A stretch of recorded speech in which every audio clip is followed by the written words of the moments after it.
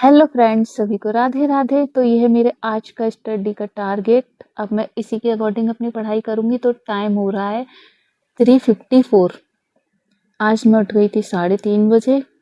फिर मैंने कहा कि अब दोबारा नहीं सोती हूँ, स्टडी करती हूँ। तो फिर मैं स्टडी करने बैठ गई क्योंकि नींद नहीं आ रही थी।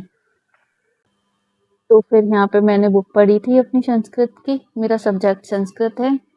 और आप अपना टारगेट अपने हिसाब से बनाएं। जब भी आपको टाइम मिले, मॉर्निंग में, दोपहर में, शाम को, जब भी टाइम मिले उसी हिसाब से आप अपने टारगेट बनाएं।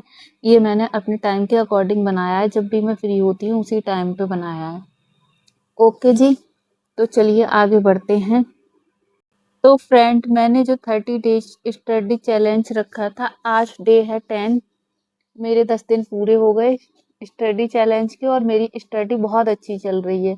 तो गाइस, मैं आशा करती हूँ आप लोगों की भी बहुत अच्छी चल रही होगी क्योंकि वैकेंसी बहुत जल्दी ही आने वाली है। नोटिफिकेशन आने वाला है तो सभी अपनी अपनी तैयारी में लगे हुए हैं। तो फ्रेंड, सुबह उठते ही सबसे पहले घर के काम शुरू हो जाते हैं।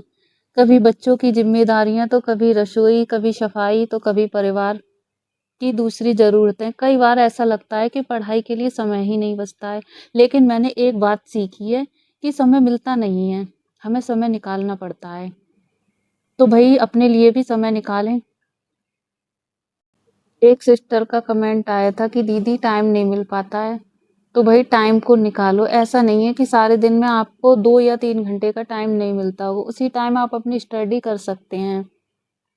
हर दिन हमारे लिए परफेक्ट नहीं होता है। कुछ दिन ऐसे भी आते हैं जब हम पढ़ाई नहीं कर पाते हैं या हमारी पढ़ाई कम हो पाती है। कभी-कभी तो ऐसा भी दिन आता है कि हमारी पढ़ाई बिल्कुल भी नहीं हो पाती है। लेकिन इसका मतलब ये नहीं है कि हम अपना सपना छोड़ दें। अगले दिन फिर से हम नई शुरुआत करते हैं। तो भई ऐसा मेरे साथ ही नहीं, सभी के साथ होता है। तो आप लोग भी इसी तरह अपनी स्टडी करें। तो फ्रेंड, मैं भी एक हाउसवाइफ हूँ और जल्दी-जल्दी जो भी घर के काम होते हैं, बच्चों के सारे काम करने के बाद ही स्टडी कर पाती हूँ। मुझे भी टाइम नहीं मिलता है, सारे दिन कुछ ना कुछ काम लगे ही रहते हैं। ऐसा मेरे साथ नहीं, सभी जो भी हाउसवाइफ हैं सभी के साथ होता होगा क्योंकि बहुत मुश्किल हो जाता है टाइम निकालना। ये अपने आप खुद को पता होता है कि हम कैसे मैनेज करते हैं, तब हमें स्टडी के लिए टाइम मिल पाता है। तो मेरी तरह आप भी अपने लिए टाइम निकाल सकती हैं।